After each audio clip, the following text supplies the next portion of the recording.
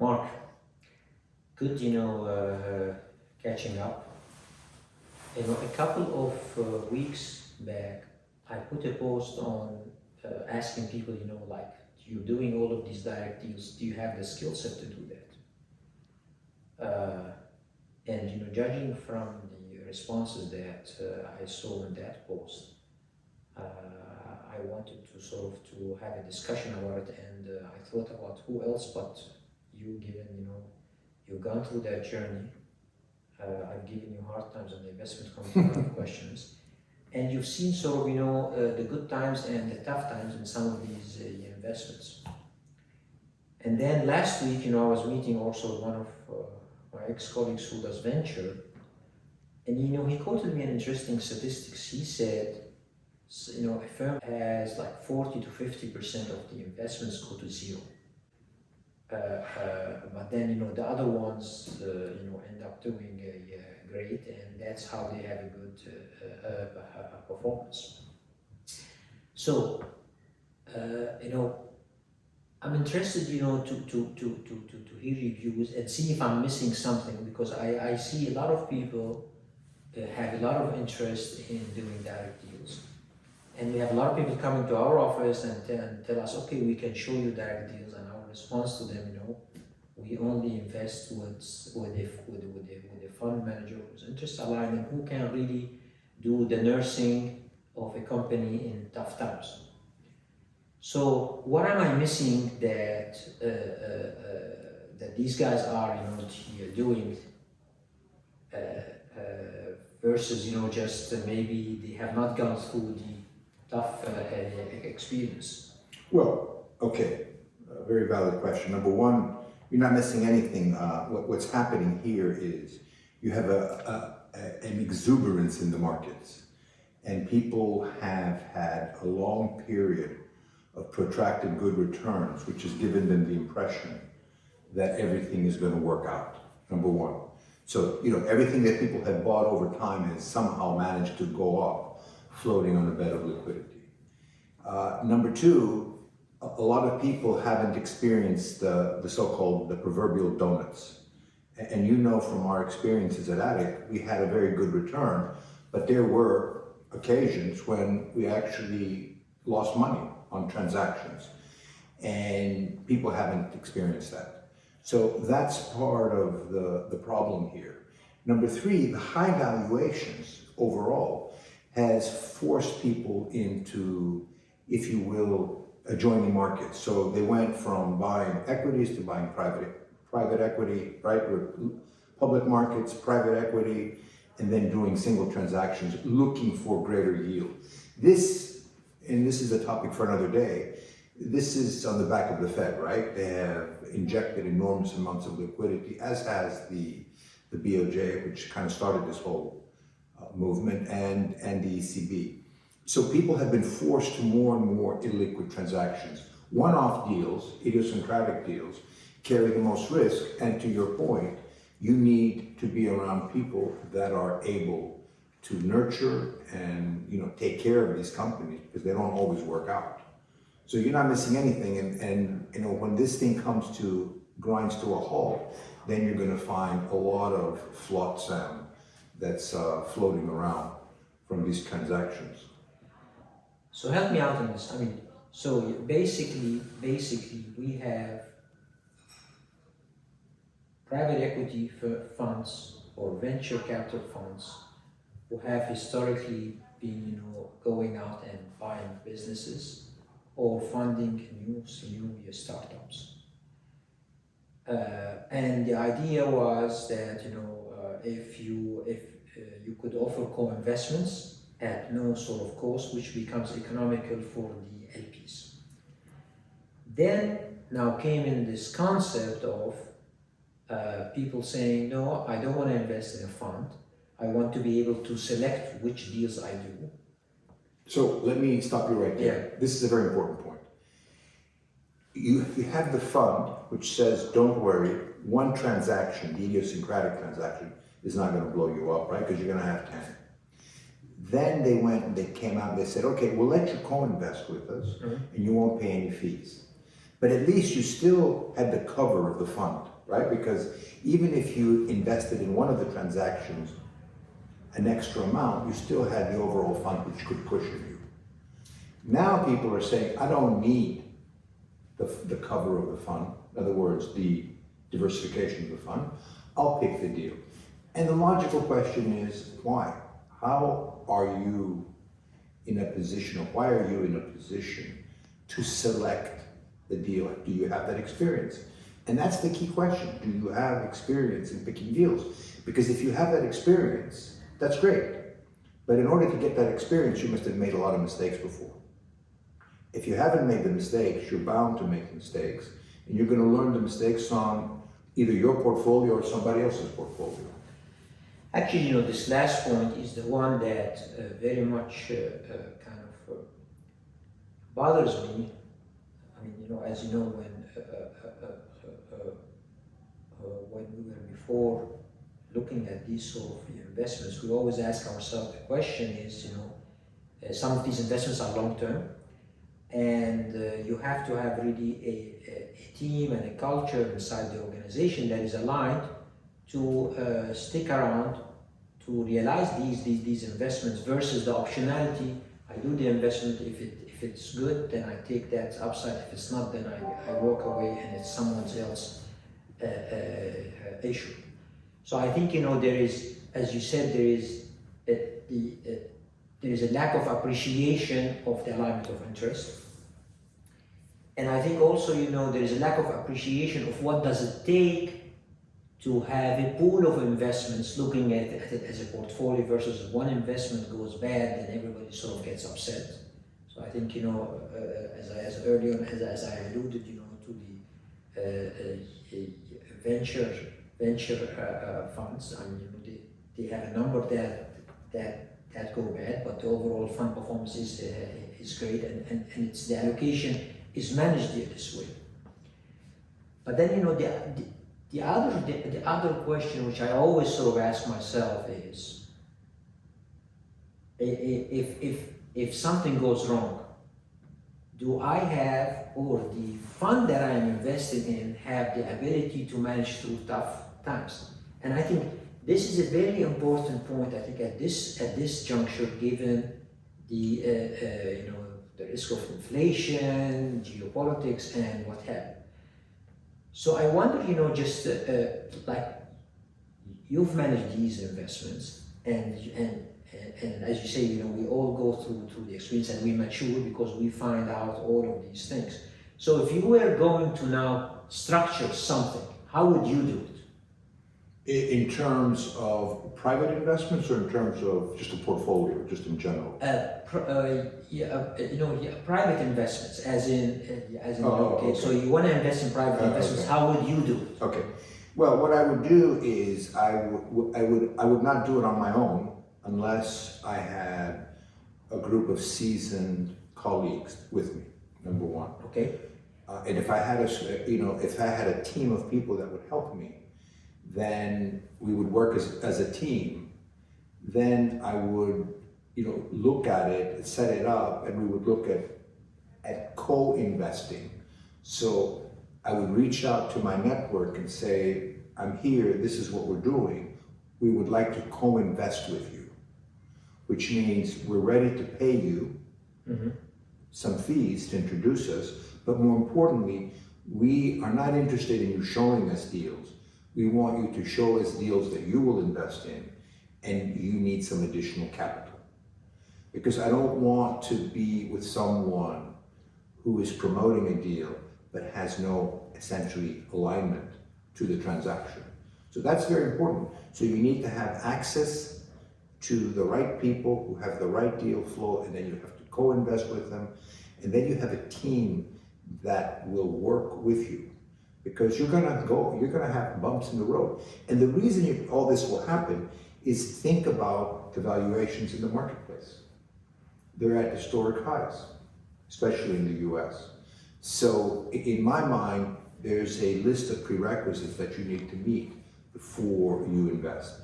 The other thing is, if you're a family office, and I don't know if you're referring to a family office, but if you're a family office and you're not used to losing money on individual transactions. You have to make sure that the principals can wrap their heads around donuts, zeros, right? So if they can't, then you should stay away from these kind of investments. You really should. Or you should say 10% of my portfolio is going to be venture, and I'm going to give that out. I'm not going to deal with that. The benefit is that you have professionals dealing with it. The downside is that you don't really learn that business. And it might be part of your MO to learn a business. But that's a different objective, right? You're trying to train your people or whatever the family office is trying to achieve. So you said a number of criteria. One of them is the right people. So can you elaborate more on Well, the right people are, first of all, the people that you've worked with or that someone else has worked with, right? That have experience in the sector or in the type of investing that you're doing. And then you also have to motivate these people, which means you have to pay them to perform. And you have to give them points, as it were, as your investments do better. You know, if the investments do well, they do very well. You want everyone on pulling in the same direction. You don't want people working for a salary. You want people working for the upside to make sure that they have their eye on making sure that everything is good with the investments. Yeah. The other thing is, you know, to me, I go back is also the firm that is investing and showing you these sort of investments. What are the characteristics of such a firm?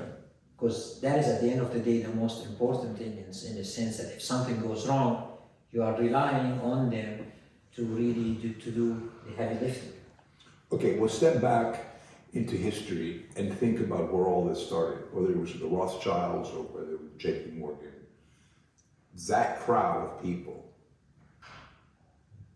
originated investments and they sat around a table, so to speak, and they said, I'm going to invest in this copper mine in Chile. I'm going to invest in railroads in America.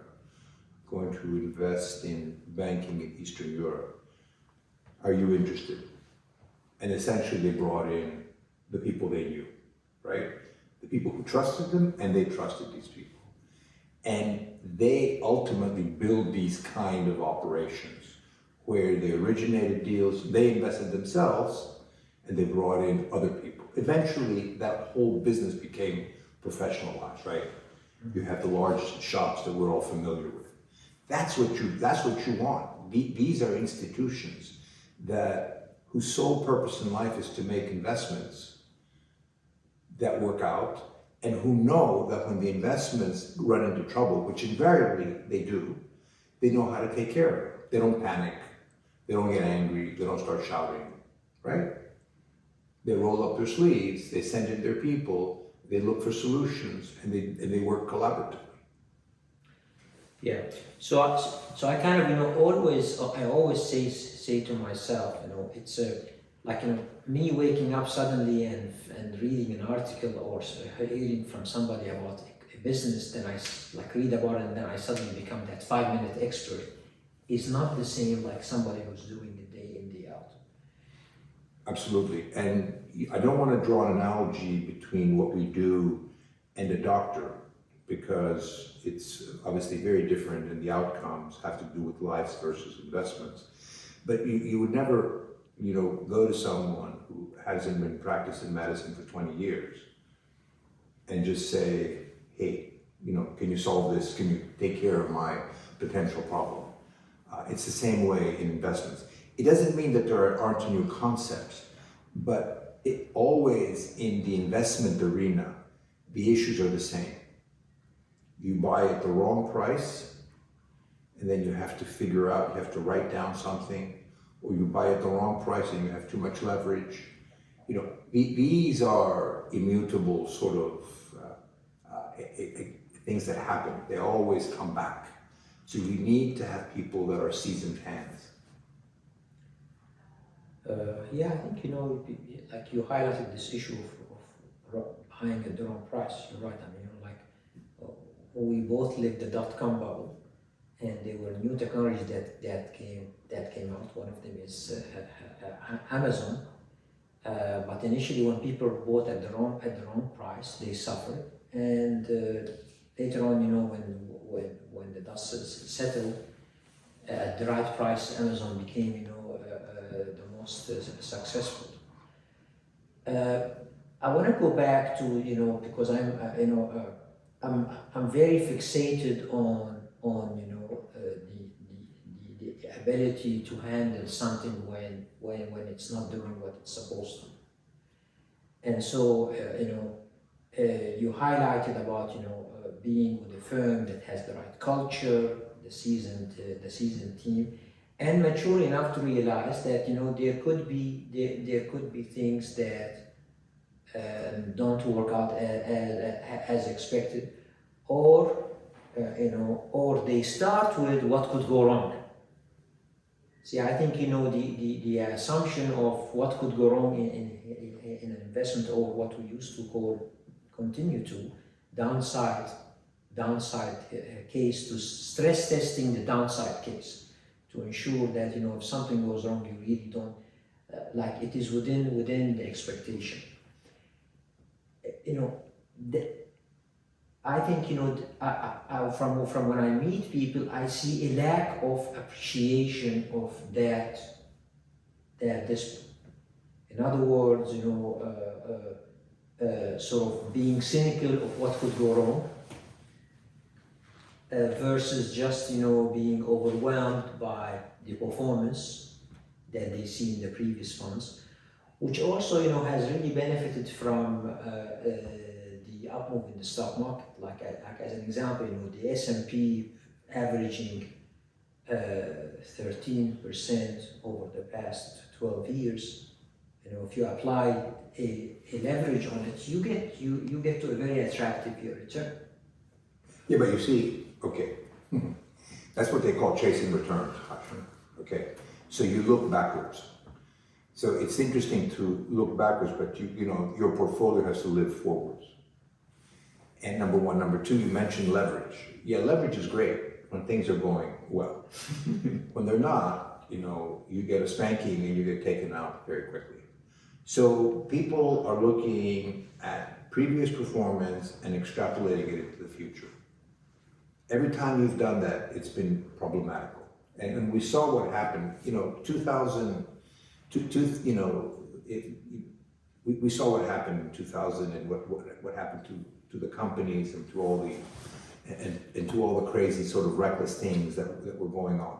And the beauty of the marketplace is that it flushes itself out periodically. And I think that's a cleansing process. So I think we're going through one of these phases now. I mean, you look at this, the recent stock that everyone's been talking about, Rivian, I think. And it was the first stock to, you know, that they're supposed to be building electric vehicles. And it was the first stock that has achieved a $100 billion valuation with no revenues.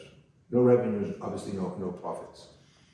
Now, this company might actually execute wonderfully, and they might actually build everything to spec. But it doesn't mean that if you bought the stock today, you're going to make money on it. It doesn't mean that if you hold it for a year, if it goes down 30% or 40%, you know, you'll lose money, and then you'll have to decide if you're going to hold it or you're going to sell it and realize the loss. And this company might eventually be a great company, which is what you were talking about with what Amazon went through various sort of iterations before it got to where it is. So but when you come back to it, at the end of the day, the only free lunch in finance is diversification. And I think, you know, Ray Dalio always talks about the importance of diversification.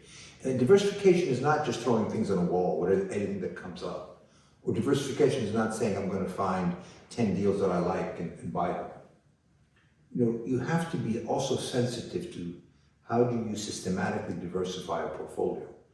Because if there's a tendency to do the same thing over and over again, even if you do 10 of the same similar things, you haven't really diversified your portfolio. So this is something that's very important to a long-term investor. And if you look again backwards at the returns and say this is going to continue, then you're making a mighty big leap of faith. Yeah, it's, I have to say, I mean, it's very refreshing to see all of these new technologies, and also I see that where you sit currently at Abu Dhabi Global Market, these businesses who are looking to do something in the region and also to tap into the capital. But I think, by the same token, having seen sort of what happens when there is a lot of money thrown around as a valuation of global markets, makes one sort of want to really sort of look at, as you said, the valuation and also the value added that the technology brings to a society in general, because this is where all this boils down to. Now I'm curious, to hear your perspective. So we both spent our career on the people coming to visit us. Then, I said I went out to actually do both sides, to share with investors what we're doing and have them sort of take a look at our way of the diversifying and maintaining economic balance. And at the same time, meet with all of that sort of investing crowd to see where are the opportunities. You have, where you were at the sovereign wealth fund, which was at the receiving end of all that money, then you went to the source of that money, which is ADNOC. And I see, that ADNOC has also changed from, obviously the source is still oil, but looking beyond oil. And now you are with Abu Dhabi Global Market, which is also going to change of mindset to welcoming people to come and take advantage of the infrastructure and the opportunities in our part of the world, which I think the region now is a sort of in a way similar to Europe or the US, in a sense that somebody visiting the region can make a number of stops. Before it was a simple just money raising, versus now there are plenty of other activities. But I guess my question to you, so what does it take for a mindset now to be sitting where you are, versus being just somebody coming and visiting you to discuss an investment? So when we were at ADIC, or if you're at any sovereign wealth fund, people are coming to you, and you're effectively writing a check, which means you can take time to think about it, and sometimes people will take too much time and frustrate the other side. But effectively, you're writing a check, so people will be tolerant. It's the same way if you work at a large company and people will come to you because they're selling a service or a strategy or a product. So if you think about the arrows when you're describing a derivatives transaction, right? And it shows the arrows going left and right. The arrows are coming in. People are coming to you, bringing you a product, a service, an idea. That was ADIC, that's ADNOC. But at ADGM, actually the shoe is on the other foot, because you have people like yourself coming to us and saying, I'll come into your ecosystem because I realize the value, but you have to do A, B, C, D, and E. In other words, you have to be prompt, you have to be efficient, you have to provide these services. So suddenly you've gone from being in a position where people are trying to get you to, accept one of their services to you doing the other thing. So it's a completely different mindset change. And it's important for us to respond to people like you in a very efficient and expeditious manner. So that's the fundamental difference, because people can, as you said, I think you alluded to the fact people can come to the region and shop around. people can look around. There are other places they can go to. So for us, we have to be on top of the situation in terms of what people need and create viable ecosystems. People are coming in because they want to be in a particular place that confers benefits to them of being in that place. So you have to be constantly thinking about your clients, as opposed to before you were thinking about whatever you were doing. You were buying a service or you were buying a portfolio. That was different. They were coming to you. So it's the exact opposite. So that's what I'm saying. It's the shoe, it's on the other foot. Yeah, I think, that, being in that mindset is very promising, because you really kind of now create a continuous sort of ecosystem versus somebody just coming in, visiting and then leaving. Flying out with a Yeah. briefcase and taking Yes, money, yeah. Now you really have, this overall thing. In fact, like for example, if we're picking a servicer for a fund, we want to have a servicer who is actually next door. Exactly. Because that will make the most sense versus somebody who's in a different time zone. No, it's the evolution really of markets has really sort of, like all the ESG talk and what have you, has really also pushed people to think beyond what their comfort zone, which is really when the creativity sort of comes out. Good seeing you, Mark. Great. Always good talking with you, Hashim.